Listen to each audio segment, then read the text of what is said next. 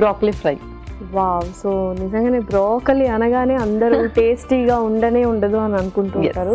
Just అలా boil చేసి తీసుకుంటూ ఉంటారు. ఎవ్రీడే మార్నింగ్ బ్రేక్ఫాస్ట్కి కంపల్సరీ డైట్ తీసుకునే వాళ్ళు.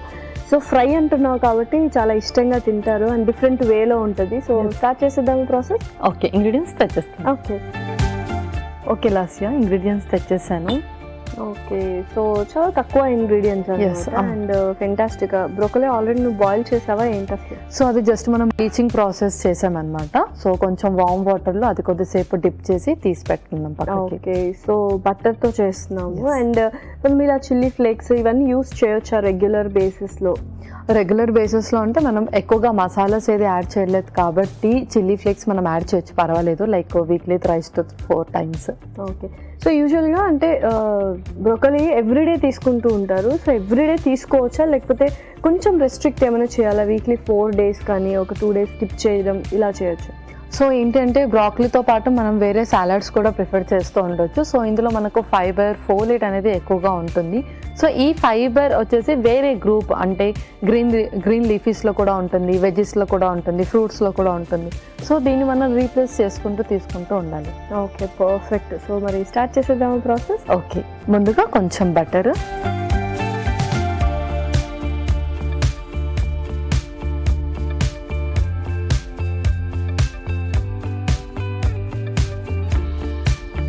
ఆ తర్వాత వెల్లుల్లి,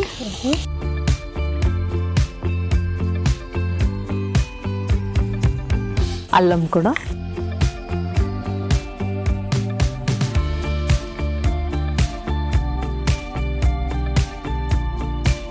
ఇందులోనే చిల్లీ ఫ్లేక్స్ కూడా.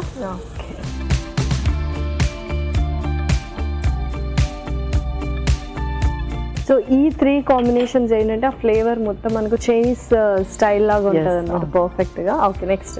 సో నెక్స్ట్ బ్రాకలీ కూడా వేసేద్దాం. ఓకే,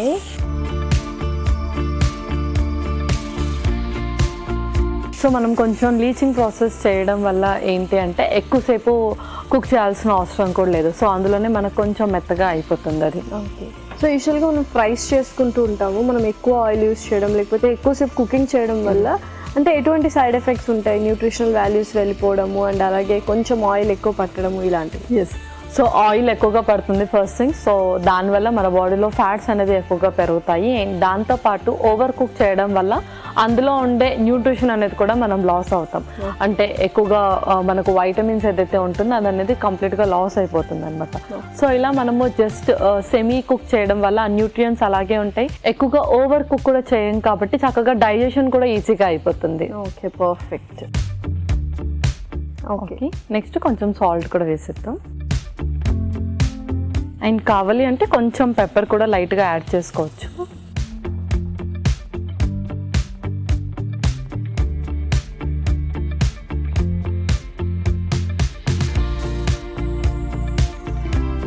సో మనం జస్ట్ లీచింగ్ ప్రాసెస్ మాత్రమే చేసాం కాబట్టి కొంచెం ఫ్రై అవ్వాలి. లేదు అంటే మనం ముందే కొంచెం బాయిల్ చేసి కూడా పెట్టుకోవచ్చు అనమాట. అవును. సో ఎవరికైతే బాడీలో పొటాషియం అనేది చాలా ఫ్రీక్వెంట్గా తగ్గుతూ ఉంటుందో వాళ్ళు లీచింగ్ ప్రాసెస్ చేయకూడదు, ఎందుకంటే లీచింగ్ ప్రాసెస్లో పొటాషియం ఇంకా తక్కువ అవుతుంది. సో అలాంటి వాళ్ళు కొంచెం బాయిల్ చేసి కుక్ చేసేసుకోవచ్చు. ఓకే పల్లవి, సో పర్ఫెక్ట్గా కుక్ చేసుకున్నాము అండ్ చక్కగా ఫ్రై కూడా అయిపోయింది. నెక్స్ట్ ఏంటి? నెక్స్ట్ ఇంకా మనం సర్వ్ చేసుకున్నాము. Okay,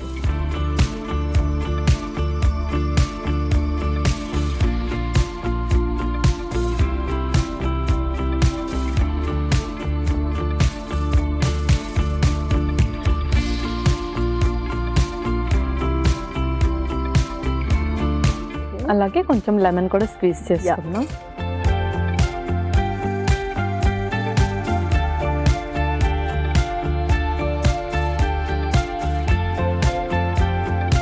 okay Lasya, broccoli fry ready అయిపోయింది.